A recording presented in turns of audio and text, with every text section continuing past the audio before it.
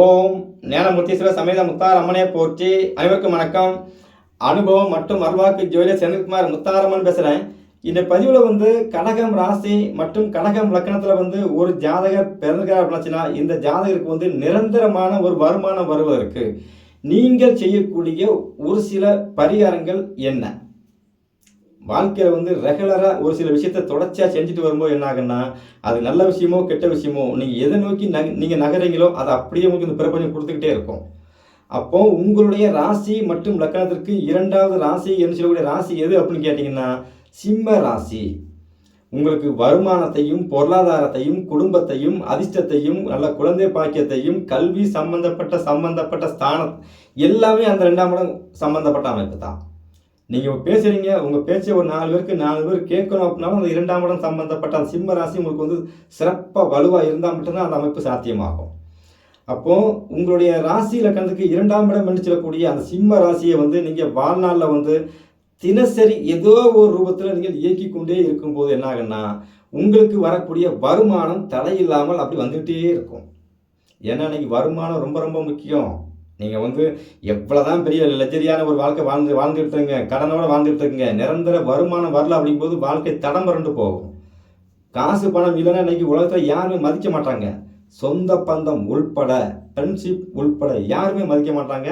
ஆனால் வருமானம் அப்படிங்கிறது உங்களுக்கு சிறப்பாக வரும்போது மட்டும்தான் காக்கா கூட்டம் மாதிரி இந்த சொந்த பந்தங்கள் உங்ககிட்ட நிற்கும். அப்படி இல்லைங்கிற பட்சத்தில் இவங்கிட்ட 10 பைசா பிரயோஜனம் கிடையாது, இவங்ககிட்ட போய் என்ன அப்படிங்கிற மாதிரி தான் இந்த உலகம் உங்களுக்கு தள்ளி கொண்டு போயுமே தவிர, அப்போ உங்களுக்கு காசு பணம் என்று சொல்லக்கூடிய வருமானம், நல்ல உணவு சாப்பாடு, நல்ல பேச்சு, உங்கள் பேச்சுக்கு மதிப்பு கொடுக்கறதுக்கு நீங்கள் செய்யக்கூடிய பரிகாரங்கள் என்ன?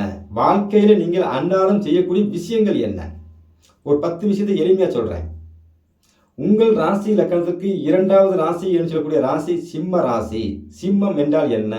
தந்தை. எப்பெல்லாம் நீங்கள் தந்தைகிட்ட ஆசீர்வாதம் வாங்குறீங்களோ எப்பெல்லாம் உங்களுக்கு வருமானம் வந்து கொண்டே இருக்கும். தந்தைக்கும் உங்களுக்கும் பார்த்தீங்கன்னா வாக்குவாதத்தை உருவாக்கக்கூடாது. தந்தை ஒரு கோபத்திலே உங்கள்கிட்ட ஒரு விஷயம் பேசிட்டார் அப்படின்னாச்சுன்னா நீங்கள் திருப்பி அவரை இப்படி பேசிட்டாரு, இனி இப்படி விடக்கூடாது அப்படிங்கிறக்காக நீங்கள் வலுக்கட்டாயமாக அவர் வம்பளுத்து பேசாமல் இருந்தாலே மிகப்பெரிய யோகம். அடுத்து பார்த்தீங்கன்னா சிம்மம் அப்படிங்கிறது பார்த்தீங்கன்னா சூரியன் சம்பந்தப்பட்ட அமைப்பு. சூரியன் நீங்கள் எப்படி எழுதுறது? எப்போ நீங்கள் அதிகாலையிலே 5 மணிக்கு எழுந்திரிச்சு குளிச்சுட்டு சூரியன் உதிக்கிறதுக்கு முன்னால் நீங்கள் சூரியனை வரவேற்கிறதுக்கு நீங்கள் ரெடியாக இருக்கிறீங்களோ அப்போவுமே உங்கள் வாழ்க்கை ஜெயிச்சிடும். வருமானம் கடன் எது இருந்தாலும் அடிபட்டு போகும். ஏன்னா சூரியன் அப்படிங்கிறது என்னென்னு கேட்டிங்கன்னா இந்த பிரபஞ்சத்துக்கு உண்டான அனைத்து வித ஜீவராசிகளுக்கும் அவனே மூல ஆதாரம். சரிங்களா? சூரியன் அப்படிங்கிறது சிவன்.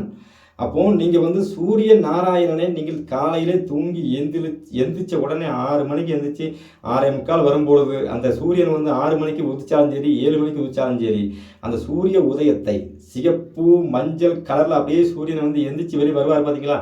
அந்த நேரத்தில் அப்படியே நீங்கள் அந்த சூரியனை ஒரு நிமிடம் அல்லது 2 நிமிடம் கண்ணை அப்படியே தட்டி முடிக்காமல் அந்த சூரிய ஒளியுள்ள கதிர்வீச்சுகளை நீங்கள் உள்வாங்கும் பொழுது அங்கே உங்களுக்கு சூரியனால் கிடைக்கக்கூடிய யோகம் அனைத்துமே இந்த பிரபஞ்சம் கொடுக்க ஆரம்பிச்சிடும்.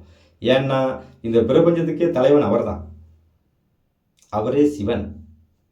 சரிங்களா? அவரே கடவுள். சூரியன் உதிக்கல அப்படின்னா சோழி சுத்தம் எல்லாம் முடிஞ்சு போச்சு. அப்போ சூரிய உதயத்தை நீங்கள் பார்க்குறதே மிகப்பெரிய யோகம். சூரிய நாராயணன் வழிபாடு செய்கிறது மிகப்பெரிய யோகம். காலையிலே எழுந்திரிச்ச உடனே ஓம் நம சிவாய அப்படி ஒரு மந்திரத்தை உங்கள் வாயால் சொல்லிட்டு நீங்கள் எந்திரிச்சாலே அது மிகப்பெரிய யோகம். ஒரு டூர் போகிறோம், என்ன பண்ணலாம்? ஒன்றும் வேண்டாங்க, வருஷம் ஒரு முறை கன்னியாகுமரி போங்க. கன்னியாகுமரியில் போய் சூரிய உதயத்தை பார்த்துக்கிட்டே இருங்க. வருஷம் ஒரு தடவை போயிட்டு வந்துக்கிட்டே இருங்க. ஏன்னா சூரியன் எங்கெங்கே எல்லா பக்கம் உதிக்கிறது தெரிஞ்சாலும் கன்னியாகுமரிலாம் பார்த்தீங்கன்னா கடலில் இருந்து உதிச்சு வர்ற மாதிரி இருக்கும். கடல்லாம் என்ன? நீர். கடகம் நீர் ராசியில் இருந்து அப்படி உதிக்கிற மாதிரி ஒரு அந்த அந்த சூரிய உதயம் அங்கே தானே தெரியுது. அங்கே போய் நீங்கள் பார்த்துட்டு வாங்க. சூரியன் மறைவதை பார்க்கக்கூடாது, சூரியன் உதயத்தை மட்டுமே பாருங்கள். வீட்டிலே பாருங்கள், சிம்பிளாக சொல்லக்கூடிய விஷயம் 2 சிம்பிளாக சின்ன விஷயம்தான். வீட்டிலே நீங்கள் தினசரி காலை எழுந்தவுடனே சூரியன் சம்பந்தப்பட்ட காயத்ரி மந்திரங்கள். காயத்ரி மந்திரம் அப்படின்னாலே சூரியன் தான். காயத்ரி மந்திரம் நீங்கள் சூரிய காயத்ரி மந்திரம் நீங்கள் அடிக்கடி வீட்டில் காலையில் எழுந்த உடனே ஒரு 1/2 மணி நேரம் நீங்கள் அப்படி ஓட விட்டுட்டு அப்படியே நீங்கள் உங்கள் வேலையை பார்த்துக்கிட்டே இருக்கலாம். அதே உட்காந்து கேட்கணும் அப்படிங்கிறதில்ல. அந்த சூரியன் சம்பந்தப்பட்ட காயத்ரி மந்திரங்கள் உங்கள் வீட்டிலே ஒலிக்க உங்களுக்கு அது யோகத்தை கொடுத்து கொண்டே இருக்கும். இதெல்லாம் எல்லா விஷயமும் சொன்னது தான், இருந்தாலும் மறுபடியும் முதல்னு சொல்லிட்டேன். அடுத்து வந்து பார்த்தீங்கன்னா சூரியன் அப்படின்னாச்சுன்னா நேரம் காலம். யாருக்காவது ஒரு ஆளுக்கு வந்து ஒரு 10 மணிக்கு பணம் 10 ரூபா தாரேன் அப்படின்னு சொன்னால் அந்த 10 மணிக்கு உங்களால் கொடுக்க முடியுமாங்கிறத கரெக்டாக யோசித்து டைமிங் கரெக்டாக நீங்கள் கொடுத்து வந்து வரவு செலவு பண்ணி பாருங்கள், உங்களுக்கு வந்து மிகப்பெரிய யோகமாக இருக்கும். ஏன்னா சூரியன் வந்து காலம் நேரத்தை குறிப்பவன். அடுத்து வந்து பார்த்தீங்கன்னா வீட்டில் உள்ள எலக்ட்ரிக்கல் பில், சரிங்களா, கரண்ட் பில் கட்டுறோம்ல, கரெக்டாக பெண்டிங் போடாமல் கட்டணும். சில பேர் என்ன பண்ணுவாங்க அப்படின்னாச்சுன்னா, இந்த மாதம் கொஞ்சம் லேட் ஆகி போச்சு, சரி 100 ரூபா பெனால்ட்டி போட்டு கட்டிக்கலாம் அப்படிங்கிறக்காக என்ன பண்ணுவாங்கன்னா, ஃபைன் போட்டு கட்டிக்கலாம் அப்படிங்கிறக்காக ஒரு வாரம் கழிச்சு கட்டுவாங்க. அப்படி கட்டும்பொழுது அங்கேயே உங்களுக்கு வருமானத்துக்கு உண்டான தடை அங்கே ஏற்படும். ஏன்னா சூரியனை வந்து நீங்கள் வந்து டைம் கரெக்டாக கீப்பப் பண்ணணும். சூரியன் தான் பவர், வெளிச்சம். அப்போ இந்த வீட்டுக்கு உங்கள் வாழ்க்கைக்கு வெளிச்சத்தை கொடுக்கணும். அப்போ கொடுக்குறது இன்றைக்கி எது கொடுக்குது? இன்றைக்கி கரண்ட் இல்லைன்னா ஒன்றுமே இல்லை. அரை மணி நேரம் கரண்ட் இல்லாமல் போச்சுன்னா அப்போ இன்றைக்கி தலைதிரிக்க நிற்பான், ஐயோ கரண்ட் இல்லையா அப்படின்ட்டு. ஏன்னா சூரியன் என்ன சொல்லக்கூடிய அந்த பவர் உங்கள் வீட்டில் வந்து நிரந்தரமாக இருக்கணும், உங்களுக்கு வருமானத்தை கொடுத்துட்டே இருக்கணும். அப்படின்னாச்சுன்னா எலக்ட்ரிக் பில் நீங்கள் வந்து ஃபைன் போடாமல் கட்டிக்கிட்டே இருங்க. அந்த எலக்ட்ரிக் பில்லை சேர்த்து வச்சுக்கிட்டே இருங்க, சரிங்களா, சேர்த்து வைக்கணும். அதான் முதல் பாயிண்ட்டு. கரெக்டாக கட்டணும், அந்த பில்லை சேர்த்து வச்சுக்கிட்டே இருக்கணும். இது செஞ்சுக்கிட்டு இருக்கலாம் நீங்கள். அடுத்து வந்து பார்த்தீங்கன்னா உங்கள் கையில் கட்டுற கடிகாரங்கள் வந்து எப்போவுமே வந்து சரியான டைம் காட்ட வேண்டும். சில பேர் என்ன பண்ணுவாங்கன்னா, நான் வேலைக்கு போகிறேன்னப்பா டைம் இல்லைன்னு சொல்லி 9 மணி வைக்கிறதுக்கு 9:15 வச்சுருப்பாங்க. அப்படி நீங்கள் ஃபாஸ்ட்டாகவும் வைக்கக்கூடாது, குறையாகவும் வைக்கக்கூடாது. ஏன்னா காலம் நேரத்தை குறிப்பவன் சூரியன். அவனே வந்து பார்த்தீங்கன்னா கால நேரத்தை சரியாக காட்டுவான். இன்றைக்கி 6 மணி 5 நிமிஷத்துக்கு வந்து சூரியன் உதிக்கணும் அப்படிங்கிறது பிரபஞ்ச கணக்கு அப்படின்னாச்சுன்னா 6:05க்கு சூரியன் உதிச்சே ஆகும். அது இன்றைக்கி மழை காலமாக இருந்தாலும் சரி, மேகம் மறைத்தாலும் சரி, மேகம் மறைக்கும் அவ்வளோதான். ஆனால் மறைச்சவரையும் எடுத்து பார்த்தீங்கன்னா சூரியன் கரெக்டாக வாங்கும். அந்த டைமிங் காலம் நேரத்தை வந்து சூரிய உதயத்தை வந்து அடிக்கவே முடியாது. அதை நீ கரெக்டாக நீ பயன்படுத்தணும். அப்போ கையில் கட்டுற வாட்சில் வந்து பார்த்தீங்கன்னா உங்களுக்கு வந்து காலம் நேரம் என்று சொல்லக்கூடிய அந்த டைமிங் கரெக்டாக இருக்க வேண்டும். அதில் வந்து மாற்று கருத்தாக வந்து முன்ன வச்சு பின்ன வச்சு வைக்கக்கூடாது. அடுத்து வந்து பார்த்தீங்கன்னா வீட்டில் வந்து கடிகாரம் என்று சொல்லக்கூடிய ஒரு இப்போ வீட்டில் நம்ம மாட்டிருப்போம்ல, அது வந்து டெய்லி சரியாக ஓடுதான்னு செக் பண்ணணும். நம்ம என்ன பண்ணுவோம்னாச்சுன்னா கடிகாரம் ஓடி போயிருக்கோம், நின்று போயிருக்கோம், 10 ரூபாய்க்கு செல்லு வாங்கி சங்கடப்பட்டு அப்படியே விட்டுருவோம். அப்படி விடக்கூடாது. காலம் நேரம் டைமிங் சொல்கிறாங்கல்ல, எனக்கு நேரமே சரியில்லை சாமி அப்படிங்கிறாங்கல்ல, அந்த நேரமே அந்த கடிகாரம் தான். ஒருத்தர் கையில் கட்ட கடிகாரமும் வீட்டில் நீங்கள் மணி பார்க்குற அந்த கடிகாரமெல்லாம் சரியான டைம், துல்லியமான டைம் காமிக்கும் பொழுது உங்களுக்கு வந்து வருமானம் அப்படின்ற குறைவே இருக்காது. அடுத்து வந்து பார்த்தீங்கன்னா வாய்ப்பு கிடைத்தால் எல்லாருமே செய்வீங்களான்னு கேட்டாச்சுன்னா சில பேருக்கு வந்து ஈகோ கிளாஸ் ஆகும், நான் போய் எப்படி அப்படின்ட்டு. அப்படி கிடையாது. உங்கள் அப்பா இருக்கிறாங்க, மாதத்தில் ஒரு நாளாவது ஞாயிற்றுக்கிழமை நாள் உங்கள் அப்பாவோட துணி தான் இருந்ததுன்னா அதை நீங்கள் துவைச்சி கொடுத்தாலே அது உங்களுக்கு மிகப்பெரிய வருமானத்துக்கு உண்டான அமைப்பு. அப்போ சூரியன் நாள் என்று சொல்லக்கூடிய ஞாயிற்றுக்கிழமையில் வந்து அதிகமாக நீங்கள் கறி மீன் சம்பந்தப்பட்ட விஷயத்தை நீங்கள் சேர்க்காமல் விட்டாலே வாழ்க்கையில் ஜெயிச்சிடலாம். இன்றைக்கி தானங்க கறி மீன் எல்லாமே 30 வருஷத்துக்கு முன்னாடிலாம் பார்த்தீங்கன்னா நாங்களாம் சின்ன பிள்ளையாக இருந்த காலங்களில் பார்த்தீங்கன்னா ஒரு ஆடி மாதம், ஒரு ஆடி அமாவாசை, ஒரு தீபாவளி இந்த மாதிரி நாளில் தான் கறியை எனக்கு கண்ணில் பார்த்துருக்கோம். அந்த காலம்லாம் இருந்துச்சு. அன்றைக்கி ஒரு கோயில் திருவிழா நடக்க அப்படின்னாச்சுன்னா திருவிழா முடிஞ்சு 3ஆவது நாள் கழிச்சுன்னா அன்றைக்கி வந்து கறி எடுக்கணும்னு சொல்லி எல்லாரும் போய் நிற்போம். கறி மீன் சாப்பிட்ட காலம், மீன் வந்து நம்ம ரெகுலராக சாப்பிடுவோம். அந்த கறி இந்த ஐட்டங்கள் வந்து அப்போ தான் அதிகமாக கிடையாது. இன்றைக்கி ஞாயிற்றுக்கிழமை ஆச்சுன்னா கறி இல்லாத நாளே இல்லைங்கிற மாதிரி நம்ம வந்து காலத்தை நம்ம நேரத்தையும் நம்ம மாற்றிக்கிட்டோம். அதனால தான் இன்றைக்கி நிறையா பேர் வாழ்க்கையில் வந்து பாருங்கள், குடும்பத்தில் வந்து குழந்தை இல்லாத பாக்கியங்கள் இப்போ நிறைய விஷயங்கள் இருக்குது. ஏன்னா காலம் நேரங்கள் வந்து மாறுவது போல் நம்மளும் மாறிக்கிட்டே இருக்கும். அது மாறுறது வந்து நம்ம உடல் சூழலுக்கு நம்ம கரெக்டாக ஒத்து போகணும்ல, ஒத்து போகலாம் அப்படிங்கும்போது அது பிரச்சனையை ஏற்படுத்துகிறது. அப்போ ஞாயிற்றுக்கிழமை நாளில் வந்து கறிமீன் சாப்பிட்றத கொஞ்சம் நீங்கள் தவிர்த்தீங்க அப்படின்னாலே உங்களுக்கு வந்து வருமானம் வந்துடும். ஆனால் சொன்ன உடனே உங்களுக்கு வந்து கோபம் வரும், என்னது ஞாயிற்றுக்கிழமை நாளில் கறிமீன் நாங்கள் குறைக்கிறதா, நாங்கள் லீவ் போடுறதே ஞாயிற்றுக்கிழமை கறி சாப்பிட்றதானப்பா அப்படின்னு நீங்கள் நினைப்பீங்க. உண்மைதான். அது நீங்கள் வந்து ஒரு 6 மாதம், ஒரு வருஷம் நீங்கள் வந்து ஞாயிற்றுக்கிழமை நாள் கறி எடுக்காமல் மற்ற நாளில் எடுத்துக்கலாம். ஏன்னா உங்களுக்கு அது 2வது ராசியாக வருதுல்ல, மற்ற நாளில் எடுத்துக்கலாம் அப்படிங்கிற மாதிரி ஒரு கான்செப்டை உருவாக்கி ஒரு 6 மாதம் செஞ்சு பாருங்கள். உங்களுக்கு வருமானத்தில் வந்து ஒரு நாளும் குறை இருக்காது. நிரந்தர வருமானம் வந்துக்கிட்டே இருக்கும். எங்கே இருந்தாலும் ஒரு பக்கம் இந்த பிரபஞ்சம் உங்களுக்கு எந்தெந்த வழியில் பணம் கொடுக்கணும்னு சொல்லி இந்த ஜாதகத்தில் வந்து அந்த கிரகங்கள் வந்து உட்கார்ந்துருக்கோ அந்த வழி தடையில்லாமல் உங்களுக்கு வந்து வருமானம் வந்து கொண்டே இருக்கும். ஏன்னா இந்த சிம்ம ராசி அப்படிங்கிறது வந்து உங்களுக்கு வந்து ஒரு பேஸ்மட்டம் மாதிரி. பேஸ்மட்டம் சரியாக இருக்குன்னா அதுக்கு மேலே நீங்கள் எவ்வளோ பெரிய பெரிய பில்டிங் கட்டிக்கலாம். ஆனால் பேஸ்மட்டம் சரியில்லாமல் இருக்கும்பொழுது நீங்கள் எவ்வளோ பெரிய பில்டிங் கட்டினாலும் அங்கே வந்து உங்களுக்கு நிற்காது. அப்போ அந்த சிம்ம ராசியை நீங்கள் தரமாக நீங்கள் இயக்கி கொண்டே இருக்கும்பொழுது அதன் மேல் வந்து உட்கார்ற எந்த கிரகமாக இருந்தாலும் யோகத்தை மட்டுமே செய்யும். கெடுபலன் செய்யாது. அடுத்து வந்து பார்த்தீங்க அப்படின்னாச்சுன்னா சூரியன் அப்படிங்கிற ஒரு விஷயத்துக்கு வந்து பார்த்தீங்கன்னா நீங்கள் வந்து வீட்டில் வந்து சூரியகாந்தி பூ செடி வச்சு நீங்கள் வளர்க்கலாம். அது வந்து உங்களுக்கு வந்து யோகம். சூரியகாந்தி எண்ணெய் சன்ஃப்ளவர் ஆயில் நீங்கள் வந்து உங்கள் தேவைக்கு உடம்பு சூழலுக்கு தகுந்தாற் போல் நீங்கள் அதிகமாக யூஸ் பண்ணலாம். அடுத்து வந்து பார்த்தீங்கன்னா இதயம் நல்லெண்ணெய் என்று சொல்லக்கூடிய நல்லெண்ணெய் நீங்கள் வந்து யூஸ் பண்ணலாம். இது உணவாக யூஸ் பண்ணணும். சரி நம்மளுக்கு யோகம் தானே அப்படின்னு சொல்லி ஒரு 4 நாளில் செய்ய வேண்டிய எண்ணெயை வந்து 2 நாளில் தீர்க்கக்கூடாது. அது லிமிட்டு. இது ரெகுலராக உணவாக பயன்படுத்தி வந்துகிட்டே இருங்க. அடுத்து கோதுமை சம்பந்தப்பட்ட உணவுகளை வந்து நீங்கள் ரெகுலராக நீங்கள் எடுத்துக்கலாம். சப்பாத்தி பூரிலேருந்து எல்லாமே எடுத்துக்கலாம் ரெகுலராக கோதுமை சம்பந்தப்பட்டது. அடுத்து வந்து பார்த்தீங்கன்னா ஆரஞ்சு கலர் சம்பந்தப்பட்ட சட்டையை நீங்கள் அணிவதும், ஆரஞ்சு கலர் சட்டை அணிவதும், ஆரஞ்சு சம்பந்தப்பட்ட கலர் சம்பந்தப்பட்ட விஷயத்தை அதிகமாக யூஸ் பண்ணும் பொழுது அங்கேயே உங்களுக்கு வந்து சூரியன் சம்பந்தப்பட்ட விஷயம் அங்கே வேலை செஞ்சுக்கிட்டே இருக்கும். இது ஆடை துணிமணியில். அடுத்து இறை வழிபாடு அப்படின்னு எடுத்தீங்கன்னா சிவ ஆலயங்களுக்கு நீங்கள் போக போக போக போக உங்களுக்கு வருமானம் வந்து கொண்டே இருக்கும். அங்கே போய் விளக்கு போடணுமா அப்படின்னு கேட்டீங்கன்னா அதெல்லாம் வந்து அவரவர் யோசனையை பொறுத்தது. ஆனால் கடகராசிக்காரங்க வந்து விளக்கு போடும்போது பிரச்சனை வரும், நான் ஏற்கனவே சொல்லியிருக்கிறேன். அப்போ நீங்கள் சிவ ஆலயங்களுக்கு போய் அங்கே வந்து சிவனுக்கு நீரால் அபிஷேகம் செய்யுங்கள், பன்னீர் கொண்டு அபிஷேகம் செய்யுங்கள், தேன் கொண்டு அபிஷேகம் செய்யலாம், பால் கொண்டு அபிஷேகம் செய்யுங்க, அன்னாபிஷேகம் செய்யுங்க. இப்படி அபிஷேகங்கள் செய்யுங்க. சிவ ஆலயங்களுக்கு போயிட்டு வந்துக்கிட்டே இருங்க. சிவனுடைய மந்திரங்களை அடிக்கடி முணுமுணுத்து கொண்டே இருங்கள்.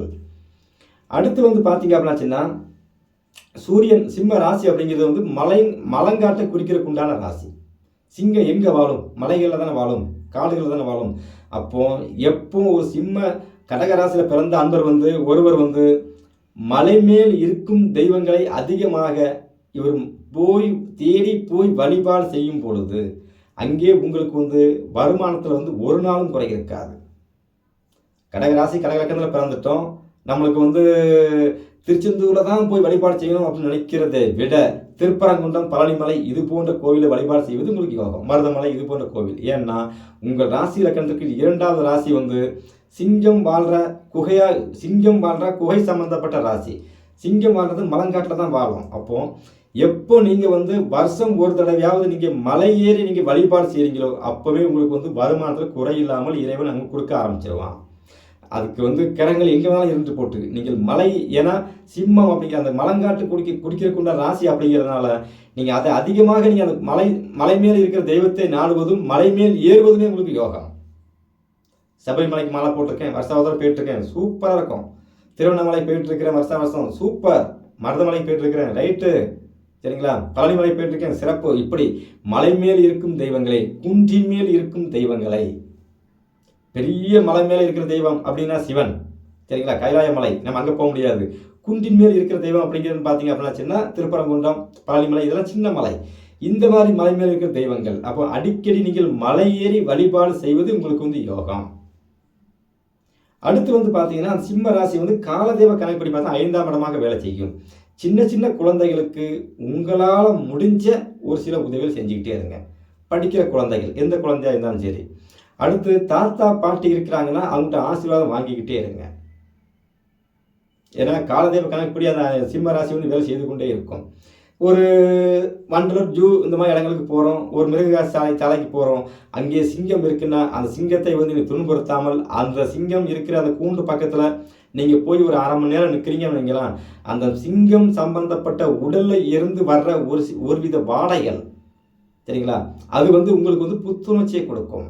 ஏன்னா சிங்கம் அப்படிங்கிறது வந்து உங்களுக்கு 2ஆம் இடமா வருது. நீங்கள் சிங்கம் சம்பந்தப்பட்ட கூண்டு பக்கத்தில் போய் நிற்கிறீங்க, அந்த சிங்கம் வந்து பிடரை உதறது, அங்கேயும் ஆடுறது, அதனுடைய நம்ம உடம்புலேருந்து ஒரு வித வேர்வை வருது பார்த்தீங்களா. இது மாதிரி அந்த சிங்கம் சம்பந்தப்பட்ட உடம்புலேருந்து வர்ற ஒரு வித எனர்ஜி, அந்த எனர்ஜியை நீங்கள் வந்து உள்வாங்கிட்டு வந்தாலே உங்களுக்கு வந்து வருமானம் வரும். சிங்கத்தின் மேல் அமர்ந்திருக்கிற தெய்வங்களை வழிபாடு செய்தாலும் யோகம். அன்னை ஆதிபராசக்தின்னு சொல்கிறோம்ல, சிங்கத்தின் மேல், புலி மேல் அல்ல, சிங்கத்தின் மேல்.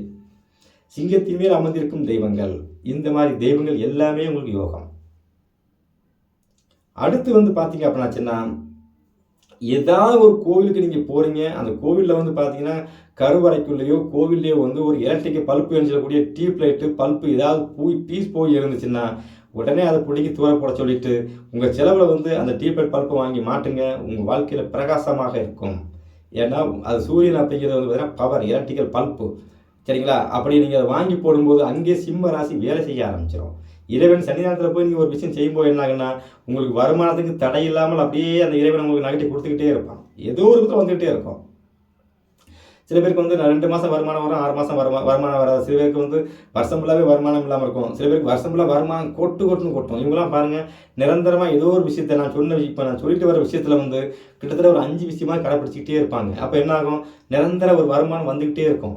இந்த டேமில் தண்ணி திறந்து விடாதே வந்துட்டு பார்த்தீங்கன்னா நிரந்தரமாக வருது எல்லாமே வந்துக்கிட்டே இருக்கும். சில பேர் என்ன பண்ணுவாங்கன்னா 2 மாதம் செய்வாங்க, 2 மாதம் நல்லாயிருக்கும். அப்புறம் வாழ்க்கையில் ஒரு செட்டிலாகி உட்கார கடைசியில் வரும்போது அப்புறம் செய்யலாம் அப்படி ஒரு அசால்ட்டில் விட்டுருவாங்க. அப்போ என்ன ஆகும், வருமானம் அப்படியே கடன் நோக்கியே நகரும். அப்போ இந்த பரிகாரங்களை வந்து 7.5 சனி, அஷ்டம சனி எது வேணாலும் நடந்துட்டு போட்டு அது ஒரு ஓரமாக நடக்கட்டு, அது வேற டிபார்ட்மெண்ட். இது நான் சொல்கிறது இது குடும்பத்துக்கு வருமானத்துக்கு உண்டான டிபார்ட்மெண்ட். இதை நீங்கள் ரெகுலராக பிடிக்கும்போது என்ன ஆகுனா, சனி வந்து அவர் ஒரு 5000 ரூபாய் செலவழிக்க ஆரம்பிச்சுன்னா வருமானம் பிரபஞ்சம் ஏதோ இல்லை ஒரு 6000 ரூபாய் தரப்போகுது. 5000 போனால் 1000 மிச்சம் தானே 7 சனி அஷ்டம சனி காலங்களில். இப்படி உங்களுக்கு வந்து வருமானம் ஏதோ ஒரு ரூபத்தில் வரும். அடுத்து வந்து பார்த்தீங்கன்னா உணவுல அப்படின்னு பார்த்தீங்கன்னா அடிக்கடி வந்து அல்வா சாப்பிடுங்க. கேரட் அல்வா செய்து சாப்பிடுங்க. திருநெல்வேலி, தூத்துக்குடி இந்த மாவட்டத்திலலாம் பார்த்தீங்கன்னா அல்வா நிறையா இருக்குது. அங்கே உள்ள அல்வா வந்து இங்கே இப்போ எல்லா பக்கமும் கிடைக்கிது. மஸ்கோத் அல்வா என்று சொல்லக்கூடிய, அதாவது கோதுமையில் செய்த, தேங்காய் பால் கோதுமையில் செய்த மஸ்கோத் அல்வா என்று சொல்லக்கூடிய அந்த அல்வாவை வந்து நீங்கள் அடிக்கி ஒருக்கா சாப்பிட்டுட்டு இருந்தாலே அவங்களுக்கு வேலை செய்ய ஆரம்பிச்சிடும். ஏன் அப்படின்னு கேட்டிங்கன்னா, அல்வாவை குறிக்கிறதுக்குண்டான நட்சத்திரம் எதுனா மகம் நட்சத்திரம். அந்த மகம் நட்சத்திரம் எங்கே இருக்குன்னா சிம்ம ராசிலே தான் இருக்குது. அடுத்து இன்னொரு முக்கியமான விஷயம் என்னன்னு கேட்டிங்கன்னா, உங்கள் வீட்டில் வந்து இருக்கிற சேர் என்று சொல்லக்கூடிய, நம்ம சிம்மாசனம் சொல்கிறோம்ல, இந்த சிம்மாசனம் அப்படிங்கிற சொல்லக்கூடிய சேர் வந்து உங்கள் வீட்டில் இருக்குன்னா அதை வந்து உங்கள் காலால் நீங்கள் எட்டி உதைக்கக்கூடாது. ஏன்னா சிம்ம ராசி அப்படிங்கிறது சிம்மாசனத்தை குறிக்கிறதுக்கு உண்டான ராசி. ராஜா மாதிரி வாழக்கூடிய ராசி. அந்த ராசி சம்பந்தப்பட்ட அமைப்பில் இப்போ ராஜா எதில் உட்காருவார், தரையில் உட்காருவார், சிம்மாசனத்தில் தானே. அப்போ சிம்மாசனம் என்பது ராஜா உட்கார்றது, நீங்கள் உட்கார்றது ஒரு சேர். சரிங்களா? சேர், பிளாஸ்டிக் சேர் அல்லது மரச்சேர் உங்கள் வீட்டில் இருக்குதுன்னா அதை எட்டி உதைக்கக்கூடாது. அதே சமயத்தில் அது உடஞ்சிருக்குது அப்படின்னாச்சுன்னா உடனே அதை நீங்கள் வந்து வேறு பக்கம் தூக்கி போட்டு வேற வாங்கி வைங்க. சரி, மரச்சேர் ஒன்று இருக்குது, அது கிழக்கே மேற்கே ஆடி இருக்கு, நான் இங்கே உட்காந்தாச்சுன்னா கிழக்க போகுது, கீழ் சத்தம் போட்டுருக்கு அப்படின்னாச்சுன்னா அதை வந்து நீங்கள் ஒரு ஆசாரியை போட்டு ரெடி பண்ணி வைங்க. இப்படி நீங்கள் ரெடி பண்ணி வச்சால் தான் உங்களுக்கு வருமானம். சரி, உடஞ்ச சேர், பிளாஸ்டிக் சேர் எங்கள் வீட்டில் 5-6 சேர் கிடக்கப்பா, என்ன பண்ணுறது? உடனே ஒரு வியாபாரியை கூப்பிட்டு அவர் வேலை கொடுத்துட்டு மேற்கொண்டு 2 சேர் வாங்கி போடுங்க. நீங்கள் அதிகமாக உங்கள் வீட்டில் உள்ள உடஞ்சி போன சேர், இந்த மாதிரி பொருட்கள் இருக்குது பார்த்தீங்களா, இந்த பொருட்களை வந்து நீங்கள் வீட்டில் சேர்த்து வச்சிருந்தாலே வருமானம் வராது. சூரியன், எந்த ஒரு தெய்வத்தை வழிபாடு செய்தாலும் இறைவன் சிரசில் மேல் இருக்கிற கிரீடத்தை பார்த்து வழிபாடு செய்யுங்கள். கிரீடம் எல்லா தெய்வத்துக்கும் தலைமையில் கிரீடம் வச்சிருப்பாங்க. கிரீடத்தை பார்த்து வழிபாடு செய்யுங்கள். கையில் காசு பணம் நிறைய இருக்குது, சிறப்பாக இருக்குது, என்ன செய்யலாம்? உங்களுக்கு இஷ்டப்பட்ட தெய்வத்துக்கு வந்து சிரசு மேலே வைக்கிற ஒரு கிரீடம் கூட நீங்கள் வாங்கி கொடுக்கலாம். அது எந்த கிரீடமாக இருந்தாலும் சரி, அவர் ஒரு வசதிக்கு ஏற்ப. ஒரு விநாயகர் கோவில் இருக்குது, அந்த விநாயகர் கோவில் வந்து பார்த்தீங்கன்னா பரிவட்டமாக கட்டுவாங்கல்ல விநாயகருக்கு, இந்த மாதிரி வந்து ஒரு 10, 300, 400 ரூபாய்க்கு வரும். அது கூட நீங்கள் வாங்கி கொடுக்கலாம். இப்படி வாங்கி கொடுத்தாலும் வருமானம் தடையில்லாமல் வந்து கொண்டே இருக்கும். இதை ஏன் இவ்வளோ ஆழமான சொல்கிறேன் அப்படின்னாச்சுன்னா, இதெல்லாம் நீங்கள் வாழ்க்கையில் அன்னாலும் செய்யக்கூடிய விஷயங்கள். என்னென்னமோ விஷயம் பண்ணுறோம்ல, அதில் வந்து நீங்கள் சேஞ்சஸ் பண்ணக்கூடிய விஷயம் இதெல்லாம்.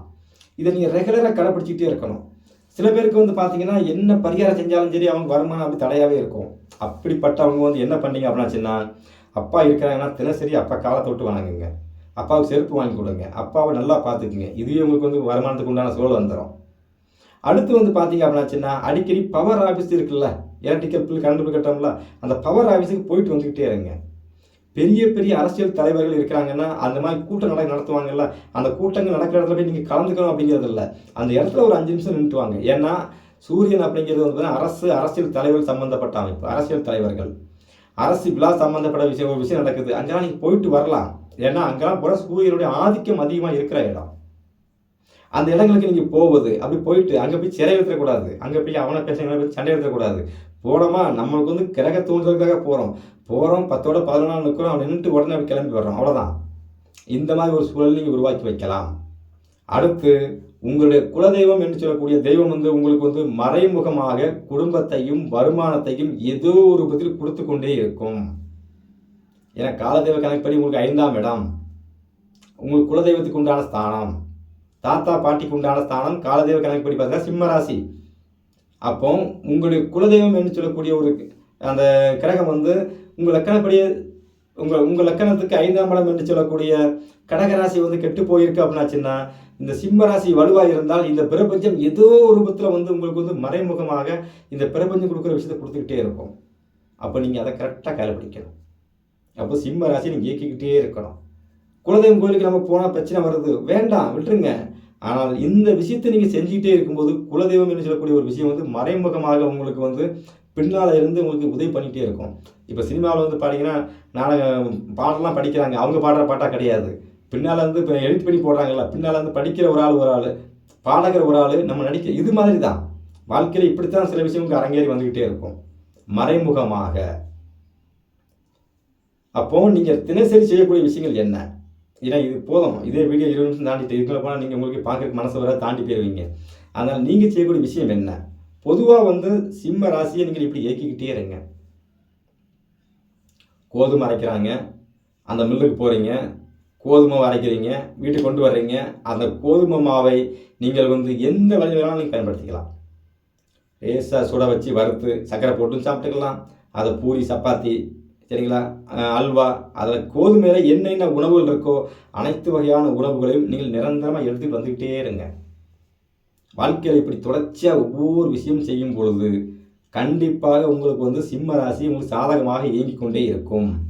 சிம்ம ராசி இயங்க ஆரம்பிச்சிட்டுனா நல்ல குடும்பம், நல்ல வருமானம், நல்ல முன்னேற்றம், உங்கள் வாழ்க்கையில் வந்து ஒரு லஜரியான ஒரு வாழ்க்கைன்னு சொல்லக்கூடிய விஷயத்தை வந்து அந்த பிரபஞ்சம் உங்களுக்கு வந்து அப்படி கொடுத்துக்கொண்டே இருக்கும், தடையில்லாமல் கொடுக்கும். அதுக்கு நீங்கள் செய்யக்கூடிய விஷயம் வாழ்நாளில் நம்ம செய்யக்கூடிய விஷயம் தான்.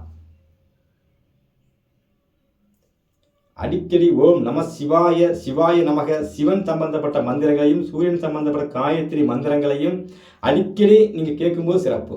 வேறு ஒன்றும் வேண்டாங்க, அவ்வளோ தூரம் எனக்கு சொல்லக்கு வரல. ஆனால் உங்கள் அப்பாவை அடிக்கடி உங்கள் அப்பா பேரை சொல்லுங்கள், அதுவே உங்கள் பரிகாரம் தான். 2ஆம் இடம் அப்பா பேரை நீங்கள் உங்களுக்கு முன்னால் இன்சிலே போட்டிங்களா, அப்படி தாத்தா பேரை சேர்த்து போட்டுக்குங்க. தாத்தா பேர் ஒரு பேராக வருது, அப்பா பேர் ஒரு பேர், உங்கள் பேர் எழுதுறது 2 சேர்த்து எழுதுங்க. சிம்மராசி வேலை செய்யும். அடுத்து குகைக்குள் இருக்கும் தெய்வங்கள் உங்களுக்கு பரிபூர்ணமாக வேலை செய்யும். எந்த ஒரு மகானை வழிபாடு செய்ய போனாலும் சரி, குகைக்குள்ளே இருக்கிறாங்களா போய் வழிபாடு செய்யுங்க. அப்போ இந்த அமைப்பு எங்கே இருக்குன்னா, திருவண்ணாமலைக்கு நீங்கள் அடிக்கடி போகிறீங்க. திருவண்ணாமலைக்கு போகிறதா உங்களுக்கு மிகப்பெரிய யோகம். திருவண்ணாமலைக்கு நீங்கள் அடிக்கடி போயிட்டு அந்த மலை மேலே போய் சாமி கும்பிட்டுட்டு அப்படியே போய் அந்த திருவண்ணாமலையில் கீழே கிரிவலம் வர்ற இடங்களில் வந்து பார்த்தீங்கன்னா ரமண மகரிஷின்னு சொல்கிறாங்களா, இந்த மாதிரி பெரிய பெரிய மகான்கள் வந்து குகைக்குள்ளே எங்கெங்கெல்லாம் இருக்க, அந்த குகைக்குள்ளே இருக்கிற அந்த மகான்களை நீங்கள் தரிசனம் செய்வது உங்களுக்கு வருமானத்தில் வந்து ஒரு நாளும் குறை இருக்காது. வருமானம் அப்படி வந்துக்கிட்டே இருக்கும், ஒரே சீராக வந்துக்கிட்டே இருக்கும். வருமானம் ஒரே சீராக வரும்போது உங்கள் வாழ்க்கை ஜெயித்து கொண்டே இருக்கும், குடும்பம் அமைதியாக இருக்கும். சொன்ன வாக்கை காப்பாற்றிக்கிட்டே இருப்பீங்க, வாழ்க்கையில் ஜெயிச்சுக்கிட்டே இருப்பீங்க. இப்படியும் உங்கள் ராசி லக்கணத்திற்கு உண்டான 2ஆம் இடம் சொல்லக்கூடிய சிம்ம ராசியை இயக்கிக்கிட்டே இருங்க. முதல்ல வந்து தூங்கி முடிக்கிறத நேரத்தில் முடிங்க, ஜெயிச்சிருவீங்க. சரிங்களா? எல்லோருக்கும் என் தாய் முத்தாரம்மன் அருள் பரிபூர்ணமாக கிடைக்கட்டும். நன்றி, வணக்கம்.